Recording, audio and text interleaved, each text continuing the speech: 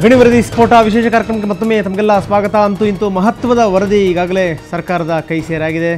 ರಂಗನಾಥ್ ಅವರ ಕೈ ಸೇರಿದೆ. ಲೋಕಾಯುಕ್ತ ರಿಜಿಸ್ಟ್ರಾರ್ ಲೋಕಾಯುಕ್ತರ ಪರವಾಗಿ ಅದನ್ನು ಈ ವರದಿಯನ್ನು ಸೇರಿಸಿದ್ದಾರೆ. ಇನ್ನೊಂದು ಮಹತ್ವದ ವಿಚಾರ ಅಂದರೆ ಇವತ್ತು ಬೆಳಗ್ಗೆ ಕೊಟ್ಟಂಥ ರಾಜ್ಯಪಾಲರ ಒಂದು ಸ್ಟೇಟ್ಮೆಂಟ್, ಅವರಾಗಿ ಕೊಡೋ ತನಕ ನಾನೇನು ವರದಿಯನ್ನು ಕೇಳೋದಿಲ್ಲ ಅನ್ನುವಂಥದ್ದು. ಹೀಗಾಗಿ ಏನಂತಂದರೆ ಲೋಕಾಯುಕ್ತರು ಅವ್ರಿಗೂ ಕೂಡ ಈ ವರದಿಯ ಒಂದು ಪ್ರತಿಯನ್ನು ಕಳಿಸಿದ್ದಾರೆ ಅನ್ನುವಂಥದ್ದು. ಇನ್ನು ನಂತರದ್ದು ಗೊತ್ತಾಗುತ್ತೆ ಯಾರ್ಯಾರ ಹೆಸರಿದೆ ಏನು ಎತ್ತ ಅಂತ. ಇನ್ನೇನು ಕೆಲವೇ ಕ್ಷಣಗಳಲ್ಲೇ ಲೋಕಾಯುಕ್ತರು ಪತ್ರಿಕಾಗೋಷ್ಠಿಯನ್ನು ಉದ್ದೇಶಿಸಿ ಮಾತನಾಡ್ತಾರೆ. ಆ ಸಂದರ್ಭದಲ್ಲಿ ಒಂದು ಮಹತ್ವದ ವಿಚಾರಗಳು ಹೊರಗಡೆ ಬರಬಹುದು. ಇದು ಸಹಜವಾಗಿ ಆಡಳಿತ ಪಕ್ಷ BJPನಲ್ಲಿ ಒಂದು ಆತಂಕವನ್ನು ಹೆಚ್ಚು ಮಾಡಿದೆ. ಜೊತೆಗೇನು ಅಂದರೆ ಕೇವಲ BJP ಮಾತ್ರ ಅಲ್ಲ, ವಿರೋಧ ಪಕ್ಷದ ನಾಯಕರ ಹೆಸರುಗಳು ಕೂಡ ಸಾಕಷ್ಟು ದೊಡ್ಡ ಸಂಖ್ಯೆಯಲ್ಲಿ ಇರ್ಬೋದು. ಹೀಗಾಗಿ ಏನಂದರೆ ಯಾರಿಗೂ ಕೂಡ ಈ ವರದಿ ಅಷ್ಟೊಂದು ಸಂತೋಷ ತರುವಂಥ ವರದಿ ಖಂಡಿತವಾಗಲೂ ಅಲ್ಲ. ಯಾಕಂದರೆ ಆರಂಭದಲ್ಲಿ BL ಶಂಕರ್ ಹೇಳಿದಂಥ ಮಾತನ್ನು ಕೇಳಿದಿರ್ತಾವೆ. 2000ನೇ ಇಸವಿಯಿಂದ ಇಲ್ಲಿ ತನಕ ಸುಮಾರು 11 ವರ್ಷಗಳ ಅವಧಿನಲ್ಲಿ ಏನೇನು ಆಗಿದೆ, ಯಾವ್ಯಾವ ಸರ್ಕಾರಗಳು ಯಾರ್ಯಾರು ಆಡಳಿತ ಮಾಡಿದ್ರು, ಯಾವ್ಯಾವ ಅಧಿಕಾರಿಗಳು ಇದರಲ್ಲಿ ಪಾಲ್ಗೊಂಡಿದ್ದಾರೆ, ಇದೆಲ್ಲದೂ ಕೂಡ ಬಂದಿರುವಂಥದ್ದು. ಸೊ ಇದೀಗ ಬಂದಿರುವಂಥ ಮಹತ್ವದ ಸುದ್ದಿ ಏನು ಅಂದರೆ CM ವಿರುದ್ಧ ಒಂದು ಖಾಸಗಿ ದೂರು ದಾಖಲಾಗಿದೆ.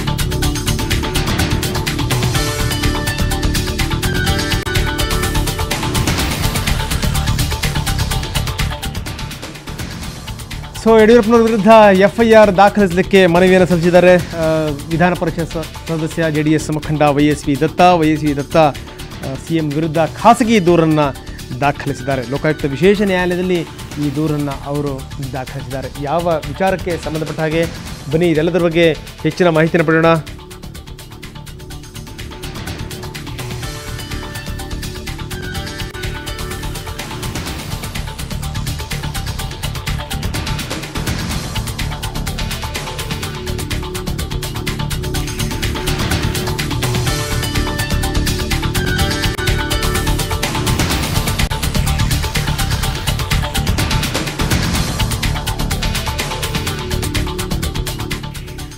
ಸೊ ಇದು YSV ದತ್ತ ಅವರು ಮನವಿ ಸಲ್ಲಿಸಿರುವಂಥದ್ದು. ಲೋಕಾಯುಕ್ತ ವಿಶೇಷ ನ್ಯಾಯಾಲಯದಲ್ಲಿ ಅವರು ದೂರನ್ನು ದಾಖಲಿಸಿದ್ದಾರೆ. CM ವಿರುದ್ಧ FIR ದಾಖಲು ಮಾಡಿ ಅನ್ನುವಂಥದ್ದು ಅವರ ಮನವಿಗೆ ಸಂಬಂಧಪಟ್ಟ ಹಾಗೆ ಸಾಕಷ್ಟು ಮಾತಾಡೋಣ. ಜೊತೆಗೆ YSV ದತ್ತ ಕೂಡ ನಮ್ಮ ಜೊತೆಗೆ ಇನ್ನೇನು ಕೆಲವೇ ಕ್ಷಣಗಳಲ್ಲಿ ಜಾಯ್ನ್ ಆಗ್ತಾರೆ. ಸೊ ಯಾವ್ಯಾವ ವಿಚಾರಗಳನ್ನ ಇಟ್ಕೊಂಡು ಇವರು ಈ ರೀತಿ ದಾಖಲು ಮಾಡಿದ್ದಾರೆ ಅದೆಲ್ಲದ್ರ ಬಗ್ಗೆ ಅವ್ರ ಹತ್ರನೇ ಚರ್ಚೆ ಮಾಡೋಣ ಬನ್ನಿ. ಏನು ವರದಿ ಈಗಾಗಲೇ ವಿಧಾನಸೌಧವನ್ನು ತಲುಪಾಯಿತು. ವಿಧಾನಸೌಧದಲ್ಲಿ ಸರ್ಕಾರದ ಮುಖ್ಯ ಕಾರ್ಯದರ್ಶಿಗಳ ಕೈ ಸೇರಿ ಆಗಿದೆ. ಸೊ ವರದಿ ಹೋದಂಥ ಬಗೆ ಏನು ಎತ್ತ, ಅಲ್ಲಿನ ಸ್ಥಿತಿಗತಿಗಳು ಯಾವ ರೀತಿ ಇದೆ, ಹೆಚ್ಚಿನ ಮಾಹಿತಿ ನೀಡ್ತಾ ಇದ್ದಾರೆ ನಮ್ಮ ಪ್ರತಿನಿಧಿ ಅಜೇತ್. ಏನು ವರದಿ ಹೋದ ನಂತರದ ಅಲ್ಲಿನ ಸ್ಥಿತಿಗತಿಗಳೇನು? ರಂಗನಾಥ್, ಕೆಲವೇ ನಿಮಿಷಗಳ ಹಿಂದೆ ಇಲ್ಲಿಂದ ಹೊರಟಂತ ಅಕ್ರಮ ಗಣಿಗಾರಿಕೆಯ ಲೋಕಾಯುಕ್ತರ ಅಂತಿಮ ವರದಿ ಈಗಾಗಲೇ ಸರ್ಕಾರದ ಕೈ ಸೇರಿದೆ. 4:15 ಸರಿಯಾಗಿ ಲೋಕಾಯುಕ್ತರು ಮಾಧ್ಯಮವನ್ನು ಉದ್ದೇಶಿಸಿ ಮಾತನಾಡ್ತೀನಿ ಅನ್ನುವಂಥ ಮಾತನ್ನು ಹೇಳಿದ್ರು. ಅದಕ್ಕೋಸ್ಕರ ಈಗ ಲೋಕಾಯುಕ್ತ ಕಚೇರಿಯ ಸಭಾಂಗಣದಲ್ಲಿ ಎಲ್ಲ ಮಾಧ್ಯಮದವರು ದಾರಿ ಕಾಯ್ತಾ ಇದ್ದಾರೆ.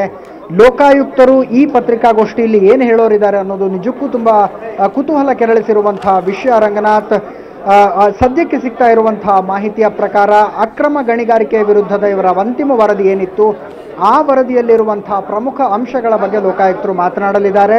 ಜೊತೆಗೆ ಆ ವರದಿ ತಯಾರಿಸುವುದಕ್ಕೆ ತಮಗೆ ಸಹಕರಿಸಿದಂತಹ ಲೋಕಾಯುಕ್ತ ಅಧಿಕಾರಿಗಳನ್ನು, ಇನ್ನಿತರ ಅಧಿಕಾರಿಗಳಿಗೆ ಕೃತಜ್ಞತೆಗಳನ್ನು ಕೂಡ ಅರ್ಪಿಸುವಂತಹ ಒಂದು ಈ ಉದ್ದೇಶ ಲೋಕಾಯುಕ್ತರ ಪತ್ರಿಕಾಗೋಷ್ಠಿಗೆ ಇದೆ ಅನ್ನುವಂಥ ಮಾಹಿತಿ ಸದ್ಯಕ್ಕೆ ಸಿಗ್ತಾ ಇದೆ. ಆದರೆ ಎಲ್ರಿಗೂ ವಿಪರೀತ ಕುತೂಹಲ ಇರೋದು ಲೋಕಾಯುಕ್ತರು ತಾವು ಕೊಟ್ಟಿರುವಂತಹ ವರದಿಯಲ್ಲಿ ಯಾರ್ಯಾರ ಹೆಸರುಗಳಿವೆ, ಯಾರ್ಯಾರ ಮೇಲೆ ಯಾವ್ಯಾವ ರೀತಿಯಾದಂತಹ ಆರೋಪಗಳಿದೆ ಅನ್ನೋದರ ಬಗ್ಗೆ ಈ ಪತ್ರಿಕಾಗೋಷ್ಠಿಯಲ್ಲಿ ಮಾತಾಡ್ತಾರ ಅನ್ನುವಂಥದ್ದು. ಇವತ್ತು ಬೆಳಗ್ಗೆ ಲೋಕಾಯುಕ್ತರ ಜೊತೆ ಮಾತನಾಡುವಾಗ ನಾವು ಕೇಳಿದ್ವಿ, 4:15 ಪತ್ರಿಕಾಗೋಷ್ಠಿಯಲ್ಲಿ ನೀವು ಅಕ್ರಮ ಗಣಿಗಾರಿಕೆಯ ವಿರುದ್ಧದ ನಿಮ್ಮ ವರದಿಯ ಪ್ರಮುಖ ಅಂಶಗಳನ್ನಾದರೂ ಹೇಳ್ತೀರಾ ಅನ್ನುವಂಥದ್ದು. ಅದನ್ನು 4:15ಗೆ ಕಾದು ನೋಡಿ ಅಂತ ಹೇಳೋದರ ಮೂಲಕ ಲೋಕಾಯುಕ್ತರು ಸಾಕಷ್ಟು ಕ್ಯೂರಿಯಾಸಿಟಿಗಳನ್ನು ಹುಟ್ಟಿಸಿದ್ದಾರೆ ರಂಗನಾಥ್. ಇನ್ನು ಕೆಲವೇ ನಿಮಿಷಗಳಲ್ಲಿ ಪ್ರಾರಂಭವಾಗಲಿರುವ ಲೋಕಾಯುಕ್ತರ ಪತ್ರಿಕಾಗೋಷ್ಠಿಗೆ ನಾವೆಲ್ಲ ಇಲ್ಲಿ ದಾರಿ ಕಾಯ್ತಾ ಇದ್ದೀವಿ ರಂಗನಾಥ್. ಓಕೆ, ಧನ್ಯವಾದ ತಮ್ಮೆಲ್ಲ ಮಾಹಿತಿಗೆ. ಅಂತೂ ಕೇವಲ ನೀವು ಮಾತ್ರ ಕಾಯ್ತಿರುವಂಥದ್ದಲ್ಲ, ರಾಜ್ಯದ ಜನತೆ ಬಹಳ ಕುತೂಹಲದಿಂದ ಕಾಯ್ತಾ ಇದ್ದಾರೆ. ಯಾಕಂದರೆ 4:15 ಸುಮಾರಿಗೆ ನಾನು ಪತ್ರಿಕಾಗೋಷ್ಠಿಯನ್ನು ಉದ್ದೇಶಿಸಿ ಮಾತನಾಡ್ತೀನಿ. ನೀವೇನನ್ನು ಕೇಳಬೇಡಿ, ಅಲ್ಲೇ ನಿಮಗೆ ಹಲವಾರು ಮಾಹಿತಿಗಳನ್ನು ನೀಡ್ತೀನಿ ಅನ್ನುವಂಥ ಮಾತನ್ನು ಲೋಕಾಯುಕ್ತರು ಹೇಳಿದ್ದಾರೆ. ಈ ಮುಖಾಂತರ ಏನು ಅಂದರೆ ಕುತೂಹಲ ಕೆರಳಿಸಿರುವಂಥದ್ದು, ಜನರಿಗೆ ಸಾಕಷ್ಟು ಕುತೂಹಲ ಇದೆ. ಯಾವ್ಯಾವ ಮಹಾನುಭಾವರ ಹೆಸರುಗಳು ಬರ್ಬೋದು, ಯಾವ್ಯಾವ ಅಧಿಕಾರಿಗಳ ಹೆಸರು ಬರ್ಬೋದು. ಯಾಕಂದರೆ ಒಂದು ಅಧಿಕಾರಿಗಳ ಸಂಖ್ಯೆ ಏನು ಅನ್ನುವಂಥದ್ದು ಗೊತ್ತಾಗಿದೆ. ಇನ್ನು ಯಾವ್ಯಾವ ರಾಜಕಾರಣಿಗಳ ಹೆಸರು ಪ್ರಮುಖವಾಗಿ ಬರುತ್ತೆ ಅನ್ನುವಂಥದ್ದು. ಬನ್ನಿ, ಏನು ಮುಖ್ಯಮಂತ್ರಿಗಳ ನಿವಾಸದಲ್ಲಿ ಏನು ಸಭೆ ನಡೀತಾ ಇದೆ, ಅದು ಶಾಸಕರು, ಸಚಿವರ ಸಭೆ, ಸಂಸದರ ಸಭೆ, ಆ ಸಭೆಯ ಮುಖ್ಯಾಂಶಗಳು ಏನೇನು ಹೆಚ್ಚಿನ ಮಾಹಿತಿಯನ್ನು ನೀಡ್ತಾ ಇದ್ದಾರೆ. ಸ್ಥಳದಲ್ಲಿ ಇರುವಂಥ ನಮ್ಮ ಪ್ರತಿನಿಧಿ ಜಯಪ್ರಕಾಶ್, ಮುಖ್ಯಮಂತ್ರಿಯವರ ಮನೆಯಲ್ಲಿ ಏನು ಸಭೆ ನಡೀತಾ ಇದೆ, ಅಲ್ಲಿನ ಸ್ಥಿತಿಗತಿಗಳೇನು, ಏನಾದರೂ ಅದರ ಬಗ್ಗೆ ಮಾಹಿತಿ ಗೊತ್ತಾಗಿದೆಯಾ? ಡೆಫಿನೆಟ್ಲಿ ಬಹಳ ಮಹತ್ವದ ಮಾಹಿತಿಗಳಿಗೆ ನಿಮಗೆ ನಾನು ನೀಡ್ತೇನೆ. ಅದೇನಂತಂದ್ರೆ, ಈಗಾಗಲೇ ಎಸ್ ವಿ ರಂಗನಾಥ್ ಅವರು ಆ ವರದಿಯನ್ನ ಈಗಾಗಲೇ ಆ ಒಂದು ಸಭೆ ನಡೀತಾ ಇದೆ, ಅಲ್ಲಿ ಮುಖ್ಯಮಂತ್ರಿಗಳಿಗೆ ಹಸ್ತಾಂತರಿಸಿದ್ದಾರೆ. ಸೊ ಅಲ್ಲಿ ಅದರ ಬಗ್ಗೆ ಬಹಳ ಪ್ರಮುಖವಾಗಿ ಚರ್ಚೆ ಆಗುತ್ತೆ. ತುಂಬಾ ಹೊತ್ತುಗಳ ಕಾಲ ಅಲ್ಲ, ಆದ್ರೆ ಅಲ್ಲಿ ಏನಾಗೋದು ಅನ್ನುವಂಥದ್ದು ಅವರು ಹುಡುಕಾಡೋದು ಒಂದೇ ವರ್ಡ್, ಭಾರದ್ವಾಜ್. ಲೋಕಾಯುಕ್ತರ ವರದಿಯಲ್ಲಿ ಮುಖ್ಯಮಂತ್ರಿಗಳ ಬಗೆಗಿನ ಕೆಲವು ಯಾವುದರೆಲ್ಲ ಭಾಗಿಯಾಗಿದ್ದಾರೆ ಅನ್ನುವಂಥದ್ದು ಕೆಲವು ಸೋರಿಕೆ ಆಗಿತ್ತು. ಅದು ಬಹುಶಃ ಇದ್ದೇ ಇರಬಹುದು. ಯಾರೆಲ್ಲ ನಾಯಕರ ಹೆಸರುಗಳು ಬರಬಹುದು, ಏನೆಲ್ಲ ಅಕ್ರಮಗಳಾಗಿವೆ ಅವೆಲ್ಲ ಹೆಸರುಗಳು ಬರಬಹುದು, ನಿಜ. ಆದ್ರೆ 1 ಪಾಯಿಂಟ್ ಎಜೆಂಡಾ ಏನು ಅಂತಂದ್ರೆ, ಮುಖ್ಯಮಂತ್ರಿಗಳನ್ನ ಈ ಅಕ್ರಮದಿಂದಾಗಿ ಮುಖ್ಯಮಂತ್ರಿಗಳನ್ನ ವಿಚಾರಣೆಗೆ ಒಳಪಡಿಸಿ ಅನ್ನುವಂತ ಒಂದು ಶಿಫಾರಸು ಏನಾದ್ರೂ ಲೋಕಾಯುಕ್ತರ ವರದಿಯಲ್ಲಿದ್ರೆ ಬಹುಶಃ ಖಂಡಿತವಾಗಲೂ ಸಿಎಂ ಪದಚ್ಯುತಿ ಸನ್ನಿಹಿತ, ಅದರಲ್ಲಿ ಎರಡು ಮಾತಿಲ್ಲ. ವಿಚಾರಣೆಗೆ ಒಳಪಡಿಸಿ ಅನ್ನುವಂತ ಒಂದು ಪದಕ್ಕಾಗಿ ಅಂದ್ರೆ ಅದರ ಜೊತೆಗೇನೆ ನಾವು ಈ ಹಿಂದೆ ಧರ್ಮಸಿಂಗ್ ಅವರ ಹೆಸರುಗಳನ್ನು ಕೂಡ ಕೇಳಿದ್ವಿ. ಆ ರೀತಿ ಪಾಸ್ ರೆಫರೆನ್ಸ್ ರೀತಿಯಲ್ಲಿ ಏನಾದ್ರೂ ಇದ್ರೆ ಅಂತ ದೊಡ್ಡ ಕಂಟಕಗಳು ಸದ್ಯಕ್ಕೆ ಕಂಡು ಬರಲಿಕ್ಕೆ ಸಾಧ್ಯವಿಲ್ಲ. ಆದರೆ ಹೈಕಮಾಂಡ್ ಒಂದು ಸೂಚನೆಯನ್ನು ನೀಡಿದೆ, ಒಂದು ವೇಳೆ ವಿಚಾರಣೆಗೆ ಒಳಪಡಿಸಿ ಅನ್ನುವಂಥದ್ದು ಏನಾದ್ರೂ ಅದರಲ್ಲಿ ಕಂಡು ಬಂದ್ರೆ ತಾವು ಸ್ಥಾನವನ್ನು ತ್ಯಜಿಸಬೇಕಾಗತ್ತೆ ಅನ್ನುವಂಥದ್ದು.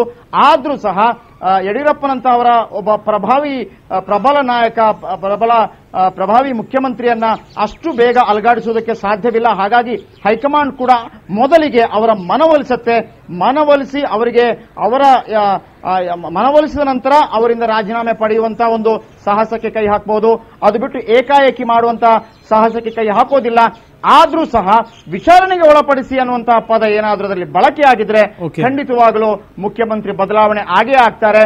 ಆದರೆ ಅದು ಏನು ಇಲ್ಲದೆ ಈ ರೆಫರೆನ್ಸ್ ಪಾಸ್ ರೆಫರೆನ್ಸ್ ತರ ಏನಾದ್ರೂ ಹೆಸರುಗಳಿದ್ರೆ ಹೌದು ಅವರು ಕೂಡ ಅಕ್ರಮ ಎಸಗಿದ್ದಾರೆ ಅನ್ನುವಂಥದ್ದು ಬಂದ್ರೆ ಇಲ್ಲಿ ಮತ್ತೊಂದು ಎಸ್ಕೇಪ್ ಚಾನ್ಸ್ ಇದೆ ರಾಜ್ಯ ಸರ್ಕಾರಕ್ಕೆ. ಅದೇನಂತಂದ್ರೆ ನೀವು ಬಹಳ ಮುಖ್ಯವಾಗಿ ಗಮನಿಸಬೇಕು, ತರಾತುರಿಯಲ್ಲಿ ಹೊಸ ಲೋಕಾಯುಕ್ತ ನ್ಯಾಯಮೂರ್ತಿ ಏನು ಆಗಸ್ಟ್ 3ರಿಂದ ಅಧಿಕಾರ ವಹಿಸಿಕೊಳ್ತಾರೆ ಶಿವರಾಜ್ ಪಾಟೀಲ್ ಅವರು, ಅವರಿಗೆ ಅದನ್ನು ಹಸ್ತಾಂತರಿಸುವಂತದ್ದು. ಅಂದ್ರೆ ಲೋಕಾಯುಕ್ತ ವರದಿಯನ್ನು ಪರಿಶೀಲಿಸಿದ ನಂತರ ಒಂದು 8 ರಿಂದ 10 ಪಾಯಿಂಟ್ಗಳನ್ನ ಅದರಲ್ಲಿ ಹೆಕ್ಕುವಂಥದ್ದು, ಅದಕ್ಕೆ ಒಂದು ಕ್ಲಾರಿಟಿ ಇಲ್ಲ ಅನ್ನುವಂಥದ್ದು ಹೇಳುವಂಥದ್ದು. ಆ ಕ್ಲಾರಿಟಿ ಬೇಕು ಅಂತ ಹೊಸ ಲೋಕಾಯುಕ್ತರಿಗೆ ಅದನ್ನು ಹಸ್ತಾಂತರಿಸುವಂಥದ್ದು, ಆ ಮೂಲಕ ಒಂದು ಸಣ್ಣ ಪ್ರಮಾಣದಲ್ಲಿ ಬಚಾವಾಗುವಂಥದ್ದು. ಇವೆಲ್ಲವೂ ಕೂಡ ಇವತ್ತು ನಡೀತಾ ಇರುವಂತಹ ಈ ಮೀಟಿಂಗ್ ನಲ್ಲಿ ಬಹಳ ಪ್ರಮುಖವಾಗಿ ನಡೀತಾ ಇರುವಂತಹ ವಿಚಾರ, ನಡೀತಾ ಇರುವಂತಹ ಚರ್ಚೆ. ಓಕೆ, ಅವೆಲ್ಲವನ್ನು ಮನನ ಮಾಡಿಕೊಂಡ ನಂತರ ಅವರು ದೆಹಲಿಗೆ ಹೋಗಬಹುದು, ಹೈಕಮಾಂಡ್ಗೂ ಕೂಡ ಆ ವಿವರವನ್ನ ವಸ್ತುಸ್ಥಿತಿಯನ್ನು ವಿವರಿಸಬಹುದು. ಸೊ ಹಾಗಾಗಿ ಬಹಳ ಕುತೂಹಲ ಕೆರಳಿಸಿರೋದು ಲೋಕಾಯುಕ್ತ ವರದಿಯಲ್ಲಿ ಮುಖ್ಯಮಂತ್ರಿಯನ್ನ ವಿಚಾರಣೆಗೊಳಪಡಿಸಿ ಅನ್ನುವಂಥ ಪದ ಇದೆಯಾ ಇಲ್ವಾ ಅನ್ನುವಂಥದ್ದು. ಓಕೆ ಜಯಪ್ರಕಾಶ್, ಮುಖ್ಯಮಂತ್ರಿಗಳ ಹೆಸರಿದೆ ಅನ್ನುವಂಥದ್ದು ಎಲ್ರಿಗೂ ಗೊತ್ತಿರುವಂತಹ ವಿಚಾರ, ಅದನ್ನ ಸ್ವತಃ ಲೋಕಾಯುಕ್ತರು ಒಪ್ಪಿಕೊಂಡಿದ್ದಾರೆ. ಇನ್ನು ವಿಚಾರಣೆಗೆ ಒಳಪಡಿಸಿ ಅನ್ನುವಂಥ ಏನೋ ಸಾಲಿಗೆ ಮಾತ್ರ ಹುಡುಕಾಟ ನಡೆಯುತ್ತೆ ಅನ್ನುವಂಥದ್ದು. ಒಂದು ಪಕ್ಷ ಏನಾದರೂ ಅಂಥದ್ದು ಸಾಲ ಇರೋದೇ ಆಯಿತು ಅನ್ನೋದಾದರೆ ಮುಂದೆ ಏನು ಅನ್ನೋದ್ರ ಬಗ್ಗೆ ಕೂಡ ಏನಾದರೂ ಸಭೆಯಲ್ಲಿ ಚರ್ಚೆ ನಡೀತಾ ಇದೆಯಾ?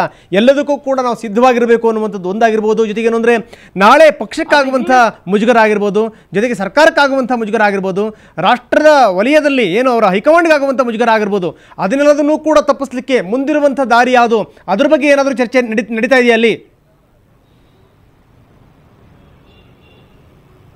ಖಂಡಿತವಾಗಿಯೂ ಮುಂದಿನ ಮುಖ್ಯಮಂತ್ರಿ ಯಾರು ಅನ್ನೋದ್ರ ಬಗ್ಗೆ ಇಲ್ಲಿ ತನಕ ಚರ್ಚೆಗಳಾಗಲಿಲ್ಲ. ಕೆಲವು ಹೆಸರುಗಳು ತೇಲಿ ಬರ್ತಿವೆ ನಿಜ, ಆದ್ರೂ ಕೂಡ ಅದು ಗಂಭೀರವಾದ ಚರ್ಚೆಗಳು ಇಲ್ಲಿ ತನಕ ಆಗಲಿಲ್ಲ. ಈಗ ಹೈಕಮಾಂಡ್ಗೂ ಇರೋದು ಬಹಳ ಪ್ರಮುಖವಾಗಿ ಮೊದಲು ಇವರು ರಾಜೀನಾಮೆ ಕೊಡಬೇಕು. ಅದು ಹೇಗೆ ರಾಜೀನಾಮೆ ಕೊಡಬೇಕು ಅನ್ನುವಂಥದ್ದು ಅವರ ಮನವೊಲಿಸಿಯೇ ರಾಜೀನಾಮೆ ಕೊಡಬೇಕು. ಒಂದು ವೇಳೆ ಅವರ ಮನವೊಲಿಸದೆ ಯಡಿಯೂರಪ್ಪನವರು ಅದಕ್ಕೆ ಒಪ್ಪದಿದ್ರೆ ಖಂಡಿತವಾಗಿಯೂ ಯಡಿಯೂರಪ್ಪನವರು ಕೂಡ ತಮ್ಮ ಬಲ ಪ್ರದರ್ಶನವನ್ನು ಮಾಡಬಹುದು, ಹೈಕಮಾಂಡ್ ಕೂಡ ಜಿದ್ದಿಗಿಳಿಬಹುದು, ಒಟ್ಟಾರೆಯಾಗಿ ದೊಡ್ಡ ಹೊಡೆತ ಉಂಟಾಗುವುದು ಪಕ್ಷಕ್ಕೆ ಅನ್ನೋದು ಅದು ಹೈಕಮಾಂಡ್ಗೂ ಗೊತ್ತು, ಯಡಿಯೂರಪ್ಪನವರಿಗೂ ಗೊತ್ತು, ಇಡೀ ರಾಜ್ಯ ಬಿಜೆಪಿ ನಾಯಕರಿಗೂ ಕೂಡ ಗೊತ್ತು. ಹಾಗಾಗಿ ಒಂದು ವೇಳೆ ಅಂತದಿದ್ರೆ ತಲೆದಂಡ ಶತಸಿದ್ಧ, ಆದ್ರೆ ಮನವೊಲಿಸಿ ಅದನ್ನು ಮಾಡೇ ಮಾಡುತ್ತೆ ಹೈಕಮಾಂಡ್. ಆದ್ರೆ ಕೇವಲ ಪಾಸ್ ರೆಫರೆನ್ಸ್ ಮಾತ್ರ ಇದ್ರೆ ಅಂತ ದೊಡ್ಡ ಗಂಡಾಂತರಗಳು ಯಡಿಯೂರಪ್ಪನವರಿಗೆ ಬರುವಂತ ಸಾಧ್ಯತೆಗಳು ಕಡಿಮೆ ಇದೆ. ಭಾರದ್ವಾಜ್, ಓಕೆ, ನೀವು ತಾವೆಲ್ಲದನ್ನು ಕೂಡ ಗಮನಿಸ್ತಾ ಇದ್ದೀರಿ. ಎಷ್ಟು ಸಂಖ್ಯೆಯ ಶಾಸಕರಲ್ಲಿ ಹಾಜರಿದ್ದಾರೆ, ಎಷ್ಟು ಜನ ಸಚಿವರಲ್ಲಿ ಹಾಜರಿದ್ದಾರೆ? ಒಂದು ವಿಷಯ ಗಮನಿಸಬೇಕು ಅಂತಂದ್ರೆ ಸಾಧಾರಣವಾಗಿ ಒಂದು ಬಹುತೇಕ ಸಚಿವರು ಇಲ್ಲಿ ನಾವು ಕಾಣ್ತಾ ಇದ್ದೀವಿ. ಕೆಲವರು ಈಗ ವಿದೇಶ ಪ್ರವಾಸದಲ್ಲಿರುವಂತಹ ಸುರೇಶ್ ಕುಮಾರ್, ಆದ್ರೆ ಅಶೋಕ್ ಬಂದಿಲ್ಲ, ಅದು ಬಹಳ ಆಶ್ಚರ್ಯ ತರುವಂತದ್ದು. ಹಾಗೇನೆ ಬೆಂಗಳೂರಿನ ಶಾಸಕರ ಪೈಕಿ ಕೆಲವರು ಮಾತ್ರ ಬಂದಿದ್ದಾರೆ, ಇದು ಬಹಳ ಗಮನಾರ್ಹ.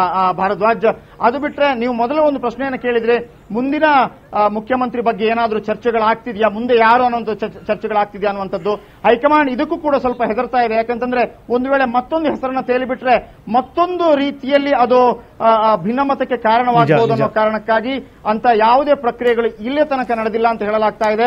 ಆದ್ರೂ ಸಹ ಒಂದು ವೇಳೆ ಮುಖ್ಯಮಂತ್ರಿಗಳು ತಮ್ಮ ಸ್ವಇಚ್ಛೆಯಿಂದ ಅಂದ್ರೆ ಅವರು ಮನವೊಲಿಸಿ ಅವರು ರಾಜೀನಾಮೆ ಕೊಟ್ರೆ ಅವರು ಹೇಳುವಂತಹ ಯಾವುದಾದ್ರೂ ಹೆಸರುಗಳಿದ್ರೆ ಅದು ಪ್ರಮುಖವಾಗಿ ಕೇಳಿ ಬರ್ತಾ ಇರೋದು ಸದಾನಂದ ಗೌಡರ ಹೆಸರು.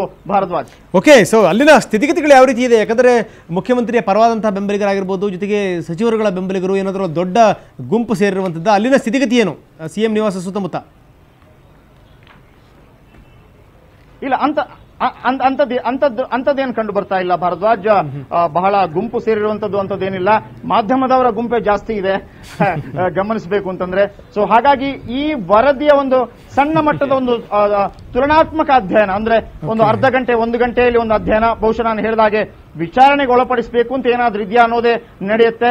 ಸೊ ಹಾಗಾಗಿ ಒಂದು ವೇಳೆ ಯಡಿಯೂರಪ್ಪನವರನ್ನು ಇಷ್ಟಪಡದ ನಾಯಕರು ಕೂಡ ಇವತ್ತಿನ ಸಭೆಯಲ್ಲಿ ಭಾಗವಹಿಸಿರಬಹುದು. ಯಾಕಂತಂದ್ರೆ ಒಂದು ವೇಳೆ ಯಡಿಯೂರಪ್ಪನವರೇ ಮುಂದುವರಿತಾರೆ ಅಂತಾದ್ರೆ ಭಿನ್ನಮತವನ್ನು ತೋರಿಸಿ ನಾವ್ಯಾಕೆ ನಿಷ್ಠುರಾಗಬೇಕು ಅನ್ನೋಂತ ಒಂದು ರಾಜಕಾರಣ ತಂತ್ರಗಾರಿಕೆ ಕೂಡ ಇರಬಹುದು. ಭಾರದ್ವಾಜ್, ಓಕೆ, ಧನ್ಯವಾದ ಜಯಪ್ರಕಾಶ್ ತಮ್ಮೆಲ್ಲ ಮಾಹಿತಿಗೆ. ಅಂತೂ ಇಂತೂ ಅವರು ಕೂಡ ವರದಿಯನ್ನು ಕಾಯ್ತಾ ಇದ್ದಾರೆ. ಆ ವರದಿ ಕಾಯೋದ್ರ ಜೊತೆಗೆ ಯಾರ್ಯಾರದು ಏನೇನು ಎಷ್ಟೆಷ್ಟು ಅನ್ನುವಂಥದ್ದಲ್ಲ, ಅದರಲ್ಲಿ ಕೇವಲ ಒಂದು ಲೈನ್ ಇದೆಯಾ ಅನ್ನುವಂಥದ್ದು, ಅಂದರೆ ಮುಖ್ಯಮಂತ್ರಿಗಳನ್ನು ಕೂಡ ವಿಚಾರಣೆಗೆ ಒಳಪಡಿಸಿ ಅನ್ನುವಂಥದ್ದು. ಸೊ ಅದು ಬಂತು ಅಂದರೆ ಮುಖ್ಯಮಂತ್ರಿಗಳಿಗೆ ಕಂಟಕ ಅನ್ನುವಂಥದ್ದು ನಿಜಕ್ಕೂ ಗೊತ್ತಿರುವಂಥ ವಿಚಾರ. ಹೀಗಾಗಿ ಅಂದರೆ ಒಂದು ಪೂರ್ವಭಾವಿ ಸಭೆ ಆಗಿದೆ. ಈಗ ಸಭೆ ಅತ್ಯಂತ ಕಾತರದಿಂದ ಚಾತಕ ಪಕ್ಷಿ ಥರ ಕಾಯ್ತಿರೋದೇನು ಅಂತಂದರೆ ವರದಿ ಬರುತ್ತೆ ಅನ್ನುವಂಥದ್ದು. ವರದಿನಲ್ಲಿ ಮುಖ್ಯಮಂತ್ರಿಯ ಹೆಸರು ಜೊತೆಗೆ ಆ ವಿಚಾರಣೆಗೆ ಸಂಬಂಧಪಟ್ಟಿರುವಂಥ ಮಾಹಿತಿ ಅದು ಇದೆಯಾ ಅಂತ. ಅದಾದ ಮೇಲೆ ಏನೇನು ಎತ್ತ ಅದರ ಬಗ್ಗೆ ಈಗಾಗಲೇ ಚಟುವಟಿಕೆಗಳು ಆರಂಭಗೊಂಡಿದೆ. ಕೇವಲ ರಾಜ್ಯದಲ್ಲಿ ಮಾತ್ರ ಅಲ್ಲ, ಕೇಂದ್ರದಲ್ಲೂ ಕೂಡ ಈಗಾಗಲೇ ಕೇಂದ್ರದ ನಾಯಕರು ಕೂಡ ಸಾಕಷ್ಟು ಸಂದರ್ಭದಲ್ಲಿ ಸಭೆ ಸೇರಾಗಿದೆ, ಚರ್ಚೆ ಮಾಡಾಗಿದೆ. ನಾಳೆ ಒಂದು ಮಹತ್ವದ ಒಂದು ಸಭೆ ಕೂಡ ಇದೆ. ಆ ಸಭೆ ಒಂದು ನಿರ್ಣಯವನ್ನು ಪ್ರಕಟಿಸುವಂಥ ಸಾಧ್ಯತೆ ಇದೆ. ಇವತ್ತೇನು ಮುಖ್ಯಮಂತ್ರಿಗಳ ನಿವಾಸದಲ್ಲಿ ಏನು ಚರ್ಚೆ ನಡೀತಾ ಇದೆ, ಶಾಸಕರು, ಸಚಿವರು ಮತ್ತು ಹಲವಾರು ಮುಖಂಡರು ಸೇರಿಕೊಂಡಿದ್ದಾರೆ, ಎಂಪಿಗಳೆಲ್ಲ ಸೇರಿಕೊಂಡಿದ್ದಾರೆ. ಆ ಚರ್ಚೆಯ ಫಲಶ್ರುತಿ ಏನು ಅನ್ನೋದನ್ನು ಸದಾನಂದ ಗೌಡರು ಎಲ್ಲ ವಿವರಗಳನ್ನ ಎತ್ಕೊಂಡು ದೆಹಲಿಗೆ ಹೋಗ್ತಾರೆ. ದೆಹಲಿಯ ನಾಯಕರ ಜೊತೆಗೆ ಚರ್ಚೆ ಮಾಡ್ತಾರೆ. ಈಗಾಗಲೇ ಲೆಹರ್ ಸಿಂಗ್ ಮುಖ್ಯಮಂತ್ರಿಯ ಪ್ರತಿನಿಧಿಯಾಗಿ ಈಗಾಗಲೇ ಹೋಗಿದ್ದಾರೆ. ಹೋಗಿ ಕೇಂದ್ರದ ನಾಯಕರ ಜೊತೆಗೆ ಸಾಕಷ್ಟು ಮಾತುಕತೆಗಳನ್ನು ಕೂಡ ಮಾಡಿದ್ದಾರೆ. ಆರಂಭದಲ್ಲಿ ಮನವೊಲಿಸುವಂಥ ಒಂದು ಕಸರತ್ತು ಕೂಡ ಈಗಾಗಲೇ ಆರಂಭವಾಗಿದೆ ಅಂತ. ಅಷ್ಟು ಸುಲಭ ಸಾಧ್ಯವಾಗಿ ಮುಖ್ಯಮಂತ್ರಿಗಳನ್ನು ಅಲುಗಾಡಿಸ್ಲಿಕ್ಕೆ ಸಾಧ್ಯ ಅಲ್ಲ ಅನ್ನುವಂಥದ್ದು ಕೇಂದ್ರಕ್ಕೆ ಮನವರಿಕೆ ಆಗಿರುವಂಥ ಒಂದು ಅಂಶ. ಯಾಕಂದರೆ ಪದೇ ಪದೇ ಅದು ಸಾಬೀತಾಗಿದೆ ಕೂಡ. ಹೀಗಾಗಿ ಏನಂದರೆ ಅವರು ಕೂಡ ಅತ್ಯಂತ ಜಾಗೃತಿಯಿಂದ ಹೆಜ್ಜೆಯನ್ನು ಇಡ್ತಾ ಇದ್ದಾರೆ. ಮುಖ್ಯಮಂತ್ರಿಗಳ ಮನವೊಲಿಸಬೇಕು ಅನ್ನುವಂಥದ್ದು ಅವರ ಪ್ರಮುಖ ಅಂಶ. ಎಷ್ಟರ ಮಟ್ಟಿಗೆ ಮನವೊಲಿಸ್ತಾರೆ, ಯಾವ್ಯಾವ ವಿಚಾರಗಳನ್ನು ಇಟ್ಕೊಂಡು ಮನವೊಲಿಸ್ತಾರೆ ಕಾದು ನೋಡಬೇಕು. ಇದಕ್ಕೆ ಸಂಬಂಧಪಟ್ಟಾಗೆ ಗೋ ಮಧುಸೂದನ್ ಮತ್ತು ಶಂಕರ್ ಏನು ಹೇಳ್ತಾರೆ ಕೇಳೋಣ. ಜೊತೆಗೆ ಇನ್ನೇನು ಸ್ವಲ್ಪ ಹೊತ್ತಿನಲ್ಲೇ ವೈಎಸ್ ವಿ ದತ್ತ ಕೂಡ ನಮ್ಮ ಜೊತೆ ಜಾಯ್ನ್ ಆಗ್ತಾರೆ. ಅವ್ರ ಜೊತೆಗೂ ಕೂಡ ಚರ್ಚೆ ಮಾಡೋಣ. ಅದರ ಅದಕ್ಕಿಂತ ಮೊದಲು ಮತ್ತೊಮ್ಮೆ ವಿರಾಮ.